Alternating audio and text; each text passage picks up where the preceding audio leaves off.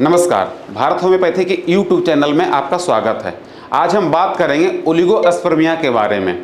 Oligospermia है क्या, अगर ये हो जाए तो कौन कौन से सिम्टम्स दिखाते हैं और इसके होने के कॉजेज क्या क्या हैं। तो आइए सबसे पहले हम जानते हैं ओलिगोस्पर्मिया है क्या। यह एक ऐसी बीमारी है जिसमें आपके सीमेन में शुक्राणुओं की संख्या कम हो जाती है। इसे आसान शब्दों में कहें तो लो स्पर्म काउंट, मतलब आपके वीर्य में शुक्राणुओं की संख्या कम होना। अगर इसे समय रहते आपने ट्रीटमेंट नहीं करवाया तो यही समस्या बढ़कर पुरुष बांझपन का कारण बन जाती है। तो आइए आपको हम बताते हैं कि ओलिगोस्पर्मिया हो जाने के बाद कौन कौन से सिम्टम्स दिखाते हैं। अगर इसे शुरुआती लक्षण की बात करें, इससे कोई लक्षण दिखते ही नहीं है, परंतु अगर आप इस बीमारी के शिकार हैं, कुछ ऐसे तरीके हैं जिसके सहारे आप इस बीमारी को पहचान सकते हैं। जैसे अगर आपका शादी नहीं हुआ है तो आप पहचान ही नहीं पाएंगे कि आपको ये बीमारी है। शादी के बाद आप अगर लगातार 1 साल तक असुरक्षित सेक्स करते हैं, अनप्रोटेक्टेड सेक्स करते हैं, फिर भी आप पिता नहीं बन पाते हैं, इससे 2 सवाल उठते हैं। पहला सवाल कि आप में कोई कमी है, दूसरा सवाल या आपकी पत्नी में कमी है। तो अगर आपकी पत्नी में कमी नहीं है, समस्या आती है आप में। तो आप अगर 1 साल तक लगातार पिता नहीं बन पाते हैं तो आप जाते हैं डॉक्टर के पास। आपके डॉक्टर फिर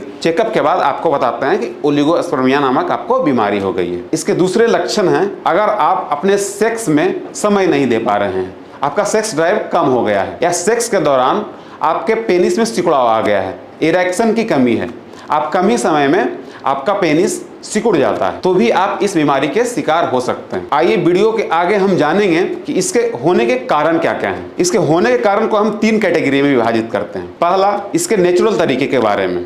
दूसरा, इसके पर्यावरणीय कारक, मतलब आप किस इन्वायरमेंट में सालों साल से रह रहे हैं, इससे भी आपको ओलिगोस्पर्मिया की बीमारी हो सकती है। इसके तीसरा और अंतिम, जो कि सबसे महत्वपूर्ण कारण है, 70% केसों में ऐसा आपके हैबिट्स और लाइफ स्टाइल्स के कारण ही आपको ओलिगोस्पर्मिया की बीमारी होती है। तो ये इसके सबसे पहले कारकों पे हम बात करते हैं। इसके सबसे पहला कारक है नेचुरल तरीका, इसमें कि आपको अगर वेरिकोसील की समस्या है तो भी आप इस बीमारी के शिकार हो सकते हैं। वही वेरिकोसील जिसमें अंडकोश की नसें सूज जाती है, रक्त का प्रॉपर फ्लो नहीं हो पाता है, जिससे लगातार स्पर्म काउंट गिरता है और आप इस बीमारी के शिकार हो जाते हैं। इसका दूसरा कारण है इन्फेक्शन। अगर आपके मूत्राशय में इन्फेक्शन हो जाए, या अगर आप अपने पेनिस को लगातार साफ नहीं करते हैं, तब भी आप किसी इन्फेक्शन का शिकार हो जाते हैं। दूसरा तरीका से इन्फेक्शन आपको इस तरीके से हो सकता है, अगर आपके फीमेल पार्टनर में कोई इन्फेक्शन पहले से लगा हो और आप असुरक्षित सेक्स करते हो, तब भी आपको यह बीमारी हो सकती है। तो आपको सलाह दी जाती है कि आपके फीमेल पार्टनर को अगर कोई इन्फेक्शन हो तो आप प्रोटेक्टेड सेक्स करें, उनके बीमारी को अच्छा होने का वेट करें, उसके बाद आप अनप्रोटेक्टेड सेक्स कर सकते हैं। तो इन सबों में आपके मन में सवाल आया होगा कि लो स्पर्म काउंट का अगर बात हो रहा है तो एक सामान्य मनुष्य में कितने स्पर्म काउंट होने चाहिए। तो आइए इस पे हम बात करते हैं। इसके लिए एक वर्ल्ड लेवल पर एक संस्था काम करती है जिसका नाम होता है वर्ल्ड हेल्थ ऑर्गेनाइजेशन। उसके अनुसार एक स्वस्थ मनुष्य में 1 ml सीमेन के अंदर 20 मिलियन से लेकर 200 मिलियन तक शुक्राणुओं की संख्या होनी चाहिए। अगर इससे आपके शरीर में कम शुक्राणु हैं तो आप ओलिगोस्पर्मिया के शिकार हो सकते हैं।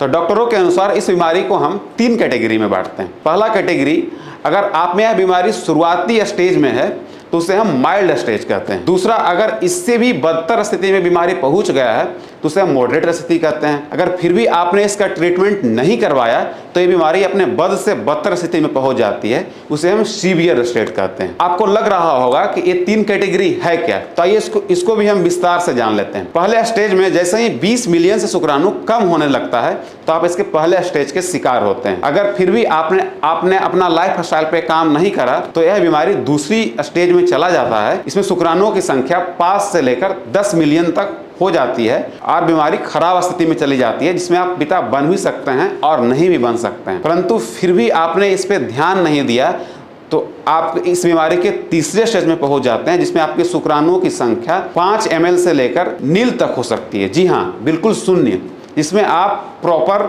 पुरुष बांझपन के शिकार हो सकते हैं और आप पिता नहीं बन सकते हैं। तो आइए हम बात करते हैं कि इसके और कौन कौन से होने के कारण हैं। तो इस वीडियो में आपको हमने बताया था कि इसके पर्यावरणीय कारक भी हो सकते हैं।